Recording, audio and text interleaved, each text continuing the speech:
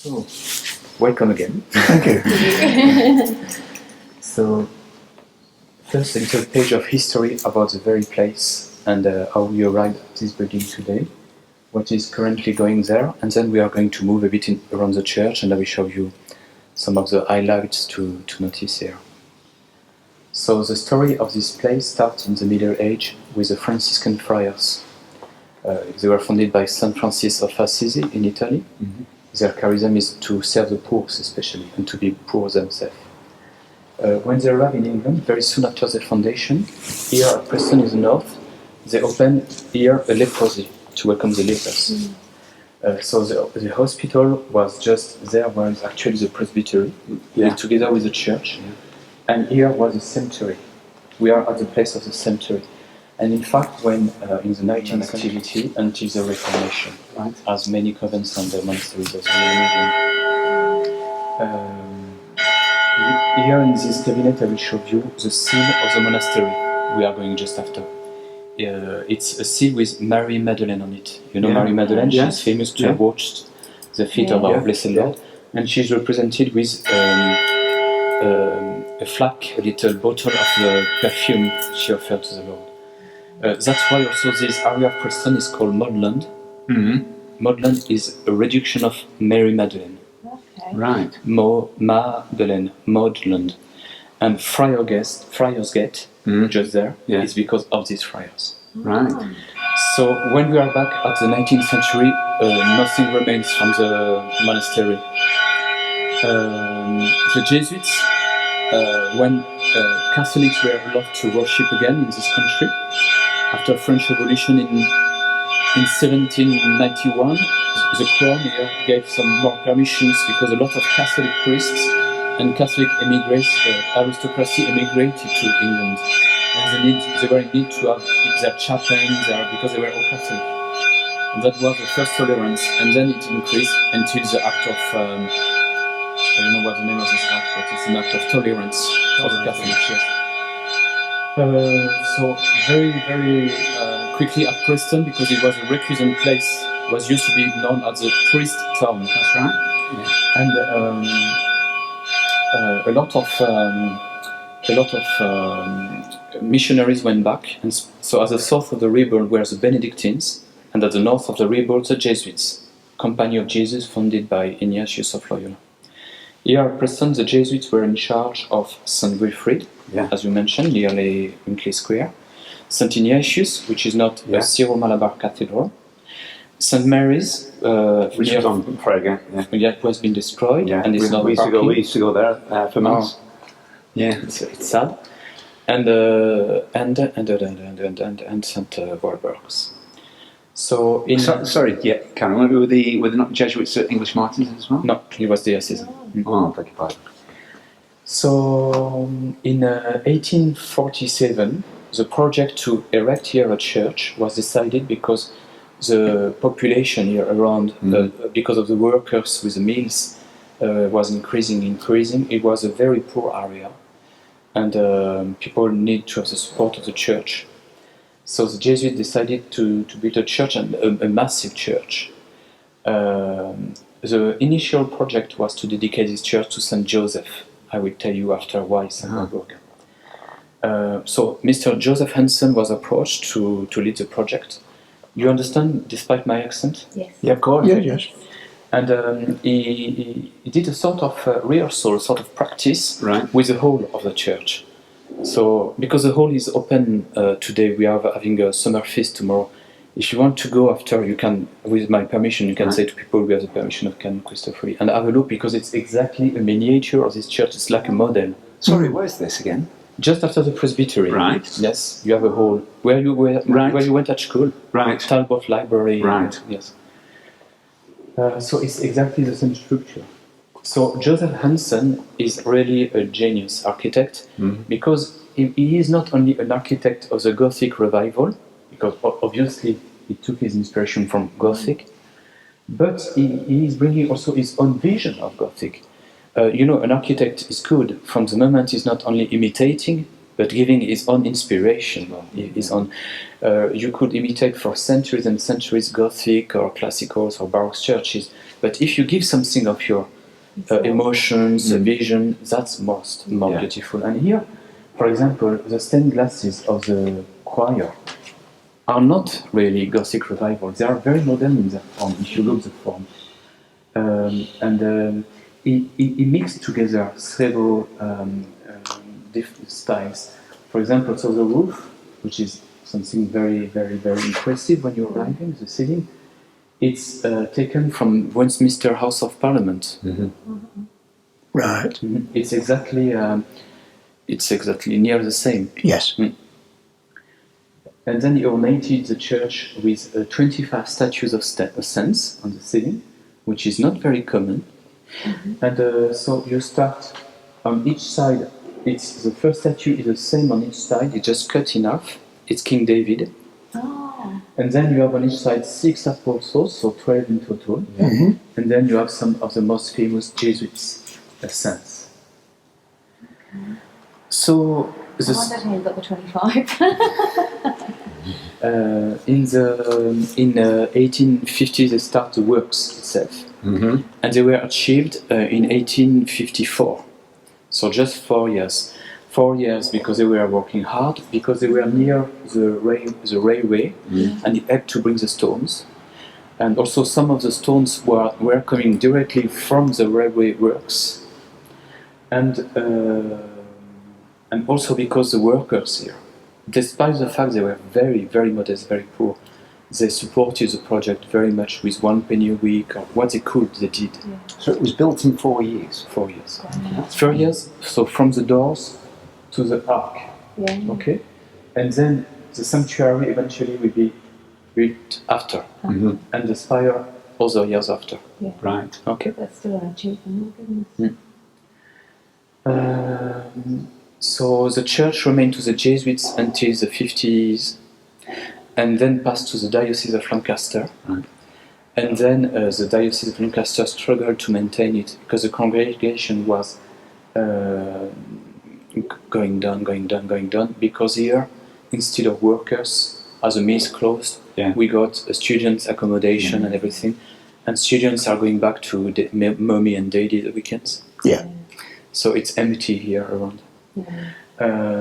So in 2014, Bishop Campbell of Lancaster decided to give it under the umbrella of my congregation, Institute of Christ the King, Sovereign Priest. And so now it's going to be 5 years we are opening the shrine and trying to make it living again, which is a huge challenge. So I really, we are not very much tourists today, so I can take it for you. You can see it closer.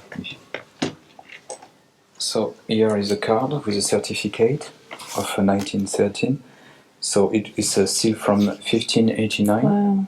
The time it was transferred to the university, the seal, in 1589, when the convent was closed and destroyed. So here you have Mary Magdalene. Yes. With her jar, with her little flask of perfume, and around it's interesting because it's one of the first mention of Preston to Britain. So I don't know if you can guess. This word is Preston here. Okay. Wow. If you want to stop and pay attention to the rabbits, so they are all. It's just a work of broderies. So to obtain the faces and the details, it's all a very delicate. So there is a project of restoration going. This one is particularly magnificent with the Bernadette on the side, with the rosary, and on the other side you have Our Lady of Lourdes. So you see, to do the details of the everything is just made with broderies. Interesting. She's got plugs on. Yes, have you seen plaques? Because she was from a very, very poor family. Where did you say plugs came from? You said they were Dutch, but they're not. They're from here. So, Lancashire. as you know, the World War One was a terrible catastrophe for Europe. a terrible catastrophe for our country here, UK. Being French myself, when I arrived at St. Walburges, I was amazed by this war memorial.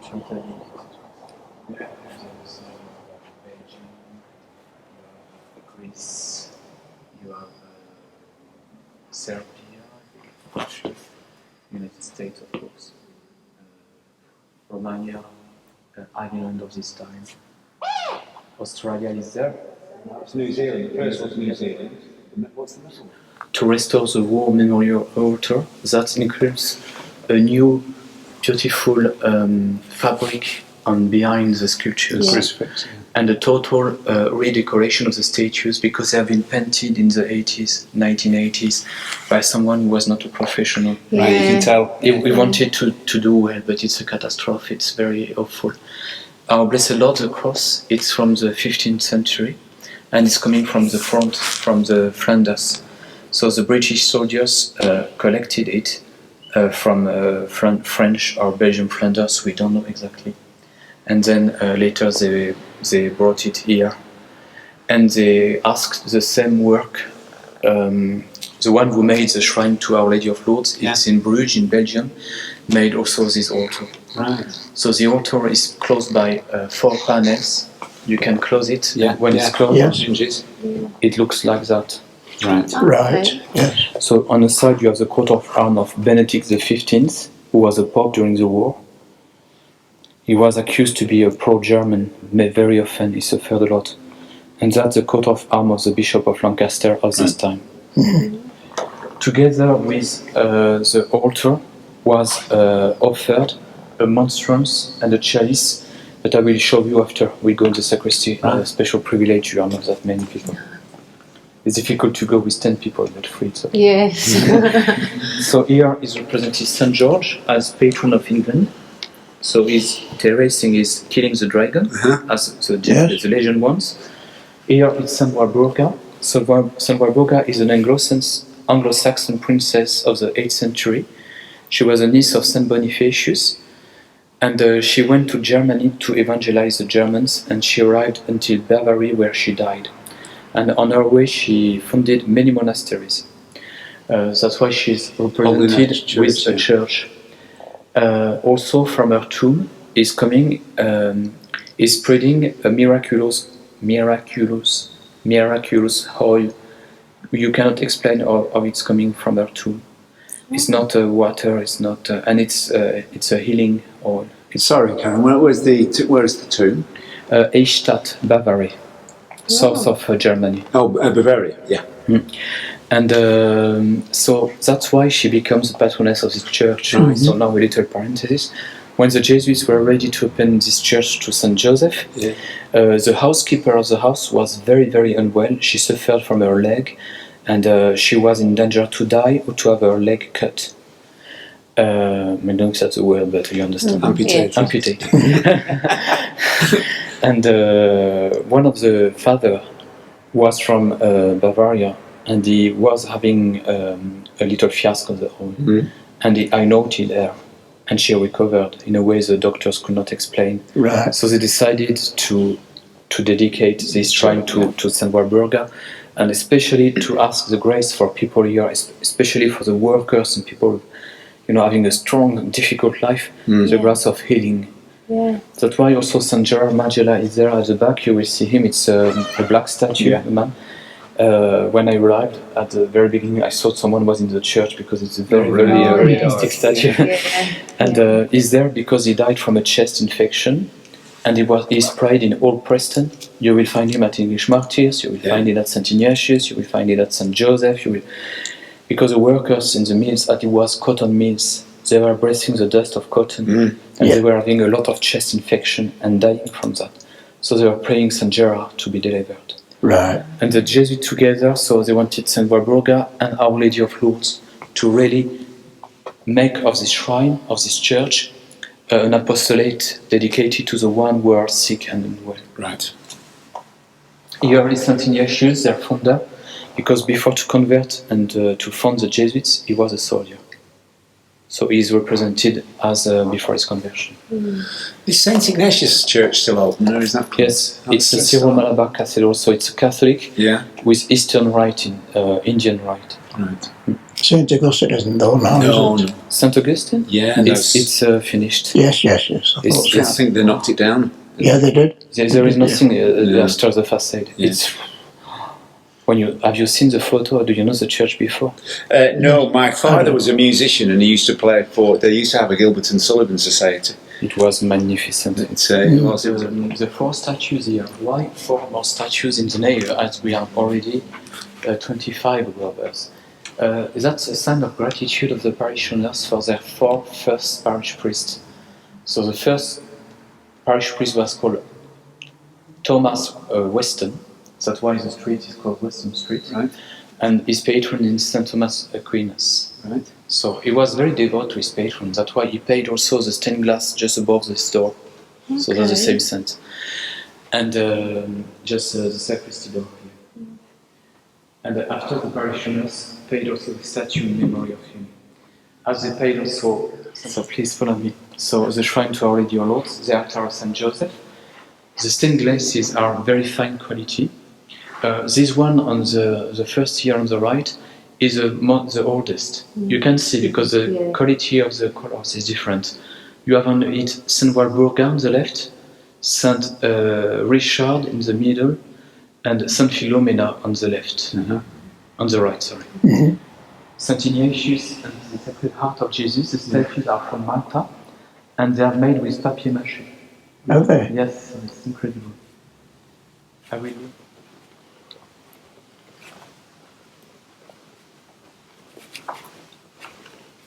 So we are going in the choir, which is for us Catholic a sacred place.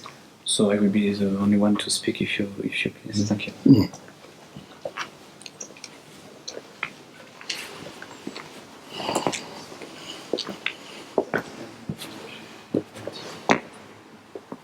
It's very light. You can move it easily. Some of the stained glasses have been offered by benefactors. So you get their name at the bottom. So for example, you have Henry, Sir Henry, and Mary, the stained glass. So it puts his patron on the top, Saint Henry. There's a patron. So imagine the first existing building was stopping where the angels are. Okay? Yes. And the altar was around the little carpet there. Before the platform was erected, so here you would have the end of the choir. And the fuses would be where is the actual altar rail. So when we will change that, we will have also the fuses closer because at the moment my congregation is far from the liturgy. So do you say the tiles? No? The tiles? Tiles. The tiles, yes, thank you. Tiles, yes. No, it's okay. The tiles are magnificent too. So now we are going very near the altar because I want you to see the little dome. Okay, thank you.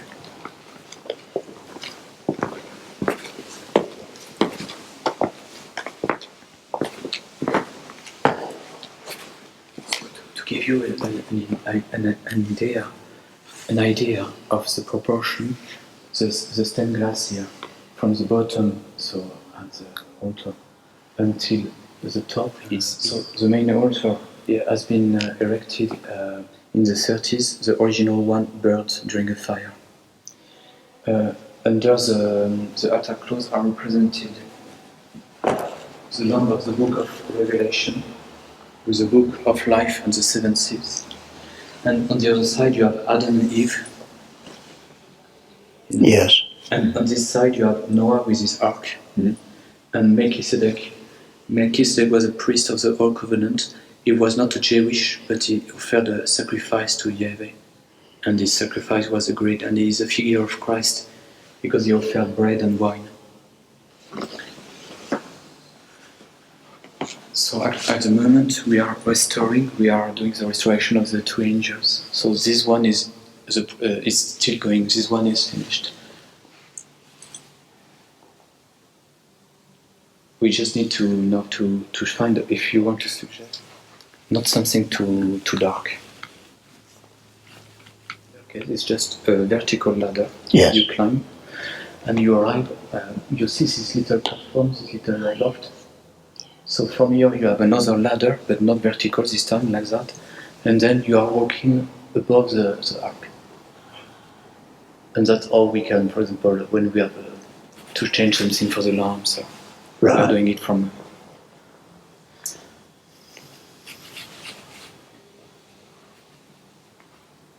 If you have any questions about here, you can ask me. So why this seats here? We are 10:30 and 7:30 the night prayers. I bought the lectern on eBay.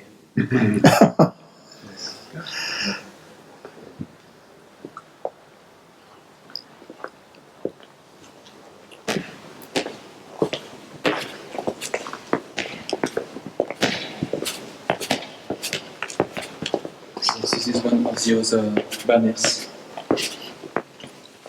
That's the Guild of St. Agnes. So she's represented the martyr St. Agnes.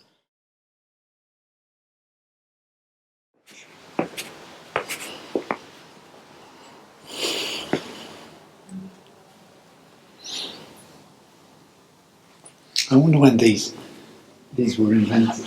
The whole north of Europe, the church in Greece.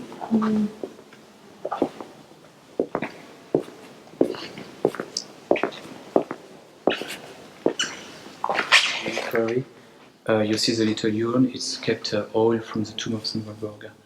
So Right. when someone is very ill, having got confession, communion, sacrament of six, anointing, we also can provide an anointment with the oil of St. Walburges. Right. And we got few, but we got cases of recovery. Yeah. The banner of St. Walburga with his crown, with her crown of princess, her cruiser of abbess, and her little flask of oil, and the statue St. Walburga again, with the wool of St. Benedict. She was a Benedictine. Her cruiser of abbess, and at her feet the little flask, the little Yes, bottle of oil. Yes. What I would like. Boers in South Africa. You know the war against the Hollandese pioneers? Yes. Yes. And what I like with this cross, it's the sword, sword, is broken. yeah, The sword is yeah. broken Oh, to yeah. show its peace now. Yes. It's time for the war is finished. That's If it lovely. was his actual commissioned sword, probably.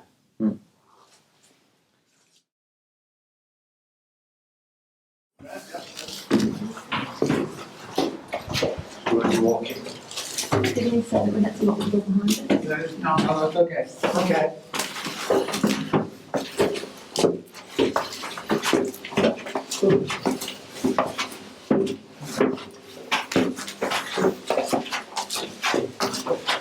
You okay then? Yeah.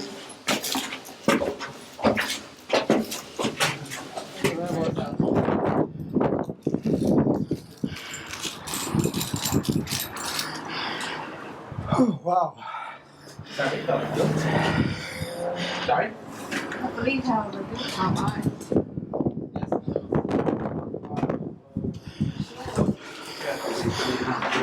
Yeah. Yeah. There's the top of the spire.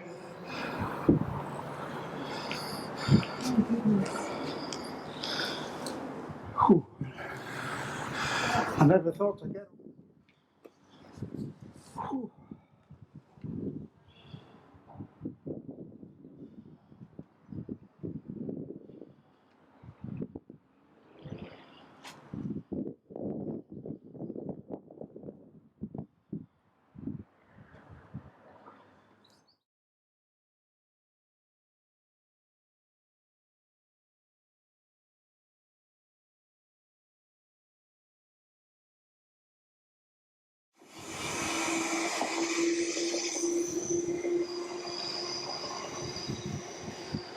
I'm not too sure we should stop up if the falcons are here. No offence, sir. See? Yeah. There he is, Peregrine Falcon.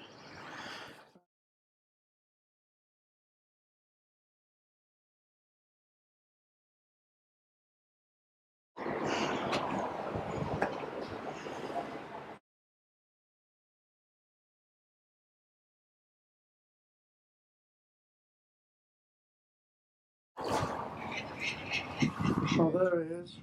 Probably two. I've got the key. Oh, okay. Just be careful